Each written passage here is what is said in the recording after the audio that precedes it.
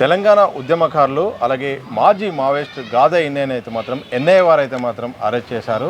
నిషేధిత మావోయిస్ట్ పార్టీకి అనుకూలంగా మాట్లాడారన్న నేపథ్యంలో మాత్రం పలు కేసులు నమోదు చేశారు. ఇదే నేపథ్యంలో మాట్లాడదాం. మనతో పాటు తెలంగాణ పౌర హక్కుల సంఘం రాష్ట్ర కార్యదర్శి నారాయణరావు గారు ఉన్నారు. వారితో మాట్లాడదాం. సార్, మొత్తానికి ఈ రిపోర్ట్లో చాలా అంశాలు కూడా ప్రధానంగా ప్రస్తావించారు. నిషేధిత ఉగ్రవాద సంస్థ మావోయిస్టు పార్టీకి మద్దతుగా ప్రోత్సహించారు అంటూ 2-3 అంశాలను కూడా ప్రస్తావించారు. నిజంగా ప్రోత్సహించారా, లేకపోతే ఈ యొక్క కేసు ఈ యొక్క అరెస్ట్ ఉద్దేశం ఏంటి మీ దృష్టిలో?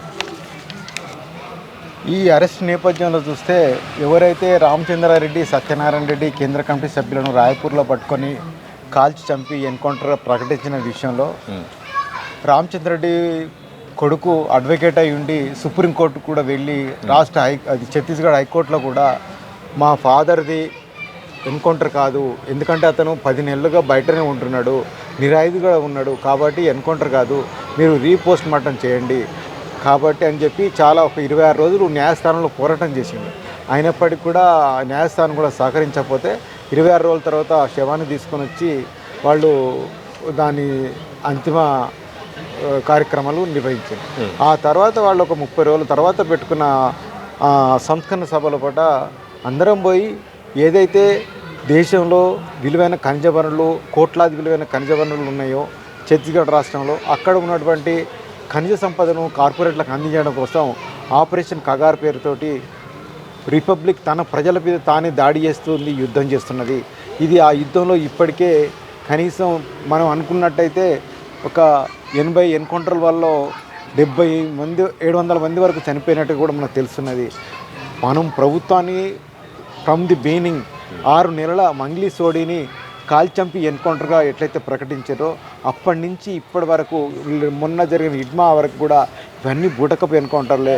ఎన్కౌంటర్ హత్యాకాండ నాపండి, ప్రజల జీవించే హక్కును ఆర్టికల్ 21 కాపాడండి అని చెప్పి పౌరకుల సంఘం పదే మేము కూడా ఒక 52 సంవత్సరాలుగా ఇట్లా ఎన్కౌంటర్లన్నీ ప్రభుత్వ హత్యలే, ఎన్కౌంటర్ పేరుతో జీవించే హక్కును రద్దు చేయడానికి వీల్లేదని చెప్పి దేశవ్యాప్తంగా మేము పోరాడుతూనే ఉన్నాం.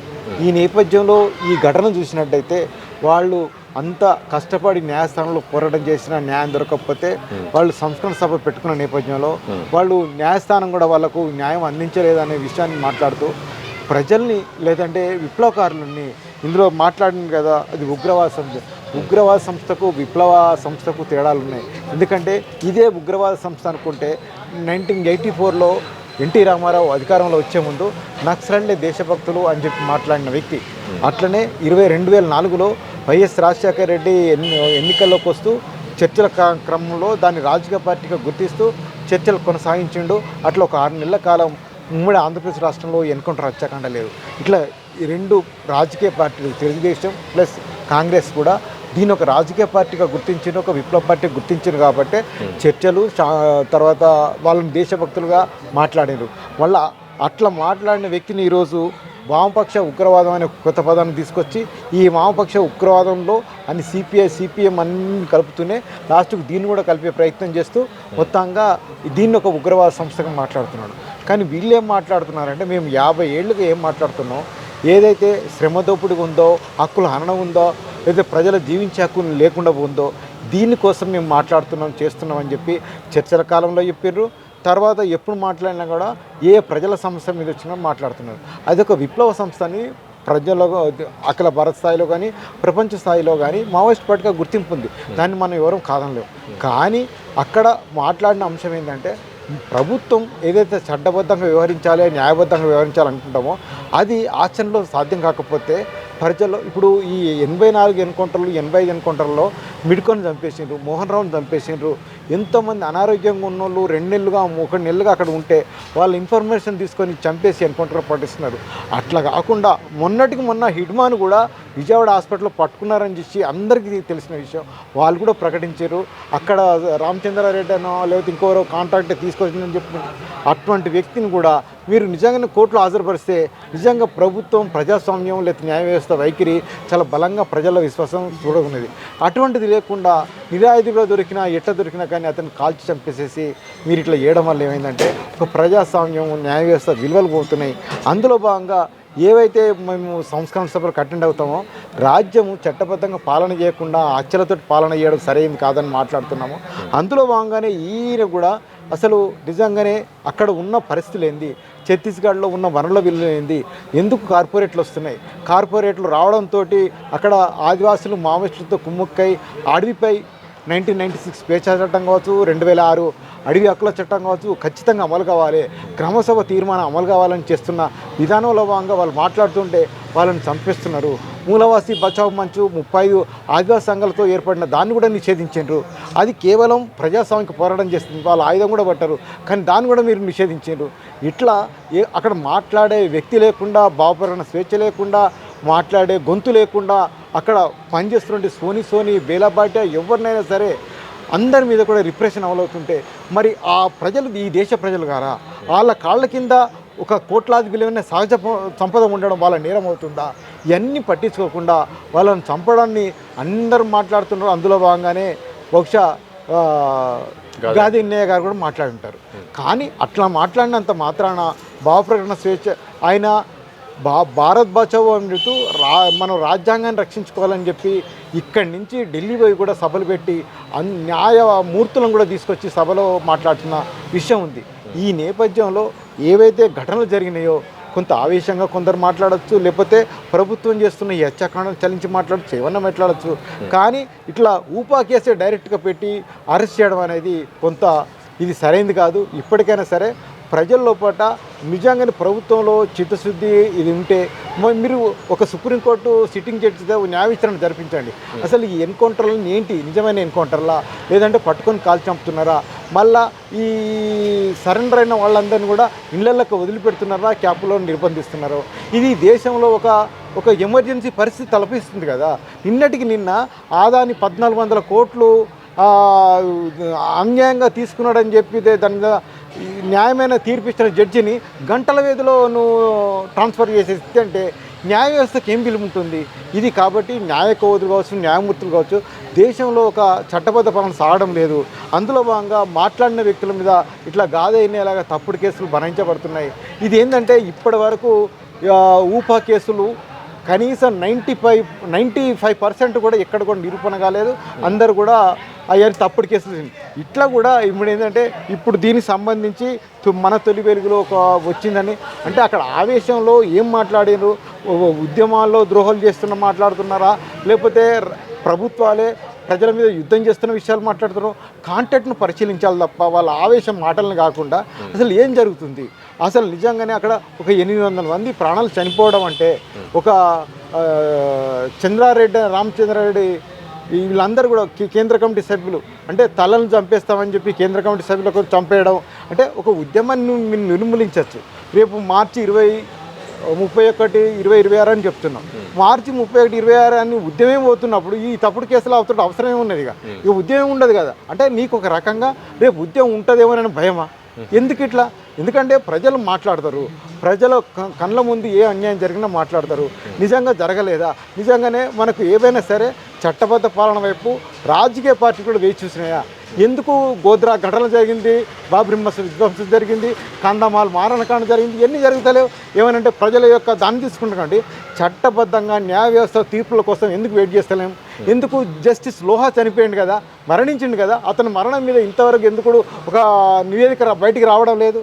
ఇవన్నీ కూడా మనకు ప్రజలకు అనుమానాలు ఇస్తున్నాయి. కాబట్టి ప్రభుత్వం చట్టబద్ధంగా వివరించాలి. అట్లని చెప్పి ఒక మాట్లాడే వ్యక్తులను, ప్రశ్నించే గొంతులను ఇట్లా ఊపా పేరుతో నిర్బంధం చేయడానికి సరికాదు. కాబట్టి ఈయన మీద ఈ బేషరత కేసు తొలగించి వెంటనే విడుదల చేయాల్సిందిగా పరకల సంఘం డిమాండ్ చేస్తుంది. అయితే గాదే ఇన్నే వరకే ఈ యొక్క కేసులు ఆగిపోతాయా? ఎందుకంటే గాదే ఇన్నే అండ్ అదర్స్ అని కూడా ఉన్నది. త్వరలో ఇక చాలా మంది అరెస్ట్ ఉండే అవకాశం ఉందా? తద్వారా ఈ అరెస్ట్ ద్వారా దీని మీద రాష్ట్ర ముఖ్యమంత్రి రేవంత్ రెడ్డి గారు స్పందించాలి. ఎందుకంటే విషయం ఏంటంటే ఇప్పుడు అఖిల భారత స్థాయిలో చూసుకుంటే తెలంగాణలో ఉద్యమ ప్రాంతం, తెలంగాణలో ఉద్యమాలు ఎక్కువ కాబట్టే తెలంగాణ సాధించుకోగలిగింది. తెలంగాణ సాధించుకోవడమే కాదు, నిజంగా తెలంగాణ సాధించుకోవడానికన్నా ముందు ఒక 50 ఏళ్ల విప్లవోద్యమం కూడా తెలంగాణ వ్యాప్తంగా బలంగా పనిచేసింది. ఆ బలంగా పనిచేసిన విప్లవోద్యమం కారణంగానే తెలంగాణ సాధించుకున్నాం. అయితే ఇప్పుడు ఏదైతే రేవంత్ రెడ్డి మాట్లాడుతున్నాడో, రేవంత్ రెడ్డి ఆపరేషన్ కగారు మీద కేసీఆర్ ఎట్లయితే చర్చ జరపండి మన ఎల్కతుర్తి సభలో మాట్లాడిండో అట్లనే కాంగ్రెస్ పార్టీ వాళ్ళు మాట్లాడుతున్నారు. వాళ్ళు జరుగుతున్న బీజేపీ ప్రభుత్వం డబుల్ ఇంజిన్ సర్కారు చేస్తున్న ఎన్కౌంటర్ల మీద నిజాన్ని చెప్పండి, ఒక హత్యాకాండ ఆపండి, ఒక ఏవైతే ఈ దేశ సహజ సంపదలు ఉన్నాయో అక్కడ 1996 పేసా చట్టం, 2006 అడవి హక్కుల చట్టం అమలైతే ఈ గొడవలు వచ్చేదే లేదు కదా. గ్రామసభ తీర్మానాలు అయితే మీకు మిలిటరీ క్యాంపులు వచ్చేదే కాదు కదా. ఒక ఉద్యమం పుట్టడానికి ఆ మూలం ఏమవుతుందో ఆ మూలాన్ని పరిష్కరించే ప్రయత్నం చేయండి. శ్రమ దోపిడీ, అణిచివేత, కుల వివక్ష, మత వివక్ష లేకుండా ఒక సమానమైన జీవితాన్ని పొందేటట్టుగా ప్రయత్నాలు చేయాలి ప్రభుత్వాలు. కానీ వాటిని ఎంకరేజ్ చేసే విధంగా ఉంటే ప్రజలు జీవించేకు పూర్తిగా ప్రమాదాలు పడుతుంది. ఇప్పటికి కూడా పత్రికా వ్యవస్థ కూడా అసలు చాలా ప్రమాదాలు ఉంది. అది పత్రిక ఇంతవరకు సంపాదకులు పనిచేసిన వాళ్ళు రిటైర్ అయ్యి బయటకు వచ్చినాక మాట్లాడుతారు. పత్రికా వ్యవస్థకే స్వేచ్ఛ లేదు. రవీష్ కుమార్ మాట్లాడవచ్చు, లేకపోతే స్క్రోల్ మీద జరిగిన నిర్బంధం మాట్లాడవచ్చు, లేకపోతే వైర్ మీద జరిగిన నిర్బంధం మాట్లాడచ్చు. ఇక ప్రజాస్వామ్యం అంశాల్లో కూడా ఇవన్నీ మనకు అణచివేతకు గురైతే రేపు పొద్దున మన పరిస్థితి ఏంది, ఇవన్నీ దృష్టిలో పెట్టుకుంటే ఇట్లా ప్రశ్నించే గొంతుగా తెలంగాణ కోసం మాట్లాడినారు. తెలంగాణ వచ్చిన తర్వాత కూడా మాట్లాడుతున్నారు భారత్ బచావ్ పేరుతో. రాజ్యాంగం అమలు కానీ మాట్లాడుతున్న గాదయ్య మీద ఇటువంటి కేసులు నమోదు చేయడం ఇది సరికాదు. వెంటనే పునఃసమీక్షించుకొని కేసును ఎత్తివేసి వేసేట్టుగా విడుదల చేయాలని చెప్పి మేము పౌరకుల సంఘంగా డిమాండ్ చేస్తాం. సార్, ఇది ఇక్కడి వరకే ఆగిపోతుందా? మరిన్ని కేసులు వచ్చే అవకాశం ఉంది? ఇది రేవంత్ రెడ్డి ప్రభుత్వం, బీజేపీ ప్రభుత్వం ఒకటి కాదని నిరూపించుకోవాలంటే ఏదైతే కేంద్ర ప్రభుత్వం అమలు చేస్తున్న నిర్బంధంలో రేవంత్ రెడ్డి భాగం కాడనుకుంటే ఇటువంటి తప్పుడు కేసులు ఇక్కడ అమలు కావు. ఎందుకంటే ఇది ప్రజలందరూ కూడా ఏం కోరుకుంటున్నారో రేవంత్ రెడ్డికి తెలుసు. వీళ్ళందరూ మాట్లాడుతున్నారు ఎందుకంటే ప్రజలు ఎట్లా వచ్చినా తెలుసు. కాబట్టి వరంగల్ జిల్లా లోపల ఉన్న అందరు ఎమ్మెల్యేలను అడగండి. ఇప్పుడు అదేనే కాదు, ప్రతి ఒక్క ఎమ్మెల్యే ఎవరైతే చనిపోయి ఇచ్చిన వాళ్ళ అంత్యక్రియలు పాల్గొన్న వ్యక్తులు, మాట్లాడిన వ్యక్తులే, వాళ్ళ పార్టీ వాళ్ళే ఉన్నారు. దీన్ని ఏం మాట్లాడినాము? ఇప్పుడు అక్కడికి వచ్చి మాట్లాడి సంస్కృతి సభలో మాట్లాడడం కాదు కదా, శివయాత్రలో పాల్గొన్న కాంగ్రెస్ నాయకులు కూడా ఉన్నారు. ఇవన్నీ ఏం చేస్తున్నారంటే మీరు ఒక ప్రజల కోసం ప్రాణం ఇచ్చి విప్లవోద్యమంలో అసూలు బాసిన వాళ్ళ పట్ల ఒక ఏదైతే గౌరవం ప్రకటిస్తున్నారో ఆ గౌరవించే హక్కు లేకుండా చేస్తున్నారు. ఇది సరికాదు. ఎందుకంటే తెలంగాణ రావడానికైనా సరే ఎవరికైనా సరే అది ఒక భూమికకు పనిచేసింది. మీరు ఇప్పుడు ఉగ్రవాద పార్టీ అన్నంత మాత్రాన అది ఉగ్రవాదికి అయితే లక్ష్యం లేదు, ఏం లేదు. కానీ వాళ్ళు ఖచ్చితంగా భూమి దగ్గర ఆగిన చర్చల కోసం పదే ప్రశ్నించారు కదా. సింగరేణి ఉద్యమం చూడండి, ఆర్టీసీ ఉద్యమం చూడండి, రైతాంగ జగిత్యాల సిరిసిల్ల ఉద్యమాలు చూడండి. ఇవన్నిట్లో కూడా ఒక ఉద్యమ లక్ష్యాలు ఉన్నాయి కదా. ఈ ఉద్యమాల లక్ష్యాలు ఉన్నటువంటి ఒక విప్లవ పార్టీని పట్టుకున్న ఉగ్రవాద సంస్థ మేము గతంలో కూడా మాట్లాడినాం. ఎప్పుడైతే మీరు వామపక్ష ఉగ్రవాదం పేరు పెట్టిండ్రో అందులో సిపిఐ, సిపిఎం ఇవన్నీ కలిపిననుకో రేపు పొద్దున కమ్యూనిస్ట్ పార్టీ అనేది దేశంలో లేకుండా చేసే కుట్ర జరగబోతుంది.